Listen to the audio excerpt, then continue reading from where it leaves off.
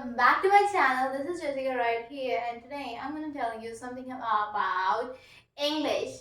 Yeah, we are here to discuss about article writing and what is the format of article writing. So we're going to study about this.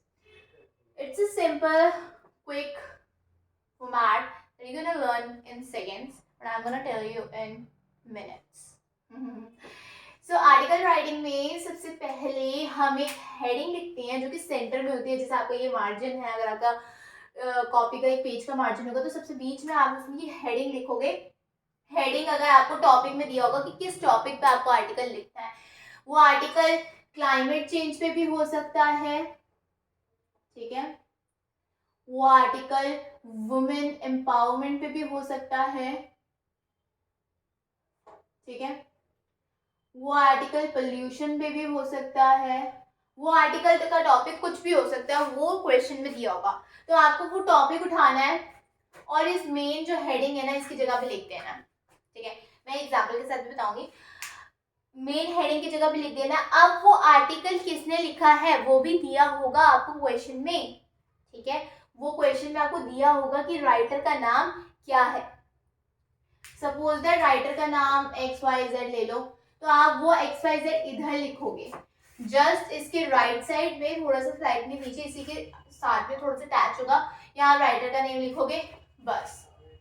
अब article writing में हमें approximately four paragraphs, approximately सिर्फ 3-4 paragraphs लिखने होते हैं, पर मैं 4 बता रही हूँ। जैसे कि पहला पैराग्राफ आप जो लिखोगे ना वो होगा इंट्रोडक्शन का। इंट्रोडक्शन का किसका? जैसे आपको क्लाइमेट चेंज है तो आप क्लाइमेट चेंज के बारे में बताओगे कि क्लाइमेट चेंज होता क्या है, उसके थोड़े से कुछ एक्स्ट्रा इंफॉर्मेशन जो आप बता सको वो इस पैराग्राफ में, जो फर्स्ट पैराग्राफ है ना, इसमें सिर्फ आप टॉपिक के बारे में लिखोगे कि टॉपिक है क्या, कुछ रेलेवेंट उसके फीचर्स आपने बता दिए, ठीक है।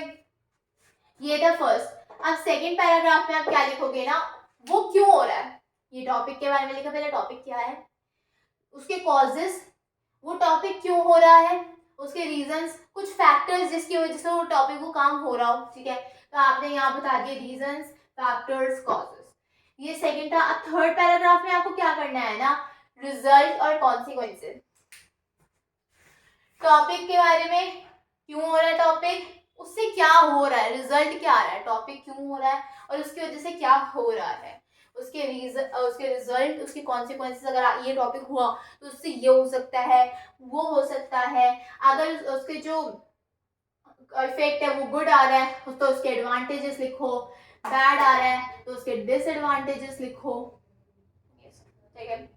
अब जो फोर्थ आता है, फोर्थ वाले में आप क्या दोगे कि ये टॉपिक था, क्यों हो रहा है, क्या उसका रिजल्ट है, और अब आप उसकी सजेशन दोगे कि आप ऐसा क्या चीज कर सकते हो जिससे वो टॉपिक जो है वो काम जो है थोड़ा कम हो जाए। जैसे कि इसको सोल्यूशन कि किस चीज करने से वो कम बंद हो सकता है। कंक्लूजन बताओगे कि आप क्या होना चाहिए, क्या करना चाहिए आपको, ठीक है। कंक्लूजन में वार्निंग भी आप दे सकते हो, अगर ये हुआ तो हम कुछ नहीं कर पाएंगे, अभी का टाइम है, अभी का टाइम है, हमें वर्क ऑन कर सकते हैं, इसका नहीं कर सकते हैं। अपील करोगे आप लोगों से कि भाई प्लीज आप ऐसे मत कीजिए, करिए, अगर क्लाइमेट चेंज है तो हमारे क्लाइमेट पे बहुत असर पड़ रहा है, ये है वो है, what all the things, okay. तो ये था आर्टिकल राइटिंग का फॉर्मेट। अब हम एक एग्जांपल के साथ इसको पढ़ते हैं। So here is the example of article writing that is climate change. तो मैंने जैसे फॉर्मेट बताया था उसको हम यहाँ पे ट्राई करते हैं। तो मैंने बोला था कि मेन हेडिंग हम सेंटर में लिखेंगे। मेन हेडिंग हमारे पास आगे क्लाइमेट चेंज, ये था मेन हेडिंग, ठीक है। उसके बाद हमारे राइटर का नाम, राइटर का नाम जो है बाय रीटा शर्मा, राइटर का नाम हो गया, ठीक है। अब हम ना body of the article writing start करते हैं। तो पहला जो पैराग्राफ था मैंने क्या कहा था कि उसमें हम बताएंगे उसके बारे में कुछ। तो climate change refers to the long term shifts in, मेरे को थोड़ा बहुत छोटा तो मैंने नीचे कंटेंट छोटा कर दिया है, बट आपको उतना ही लेंथ का लिखना है, थोड़ा ज़्यादा लिखना है ताकि अच्छे से पता चल सके। ये नहीं पॉइंट। क्लाइमेट चेंज क्या रेफर करता है, long term shifts in temperature, this happens due to internal and external forces. थोड़ा सा और एक्सटेंड कर सकते हैं बता के, ह्यूमन एक्टिविटीज का ये होता है इतना बता दिया। क्लाइमेट चेंज क्या होता है कि लॉन्ग टर्म शिफ्ट्स होते हैं, टेम्परेचर में थोड़े से चेंजेस होते हैं, ठीक है। सेकेंड पैराग्राफ में हमने बताना था उसके थोड़े से क्यों हो रहा है, ओके, कॉजेस हमने बताया there are hundreds of reasons for climate change, बहुत से रीजंस है, हंड्रेड्स ऑफ रीजंस है क्लाइमेट चेंज होने के, like natural and man-made reasons etcetera. Natural reason include solar radiation, tectonic plate movement etcetera. Human resources due to need and greed, human resources क्यों होते हैं, need और उनकी grid की वजह से। तो ये हमने बता दिया था क्यों हो रहे हैं, कॉजेस आगे, ठीक है। थर्ड में हमें बताना था कि इससे क्या हो रहा है, दीज क्लाइमेट चेंज है नेगेटिव इम्पैक्ट, क्या हो रहा है, नेगेटिव इम्पैक्ट हो रहा है। मैंने बताया था नेगेटिव पॉजिटिव हम थोड़ा बताना है। On the environment the ocean level is rising CO2, इसकी वजह से क्या क्या हो रहा है ना, ये थोड़ा सा मैंने यहाँ पे स्पेस नहीं है इसलिए और लिख देना और क्या क्या हो रहा है क्या नहीं हो रहा है, ठीक है। तो ये हमारा थर्ड पैराग्राफ है। फोर्थ पैराग्राफ में मैंने बोला था कंक्लूजन सोल्यूशन वगैरह आप लिख सकते हो।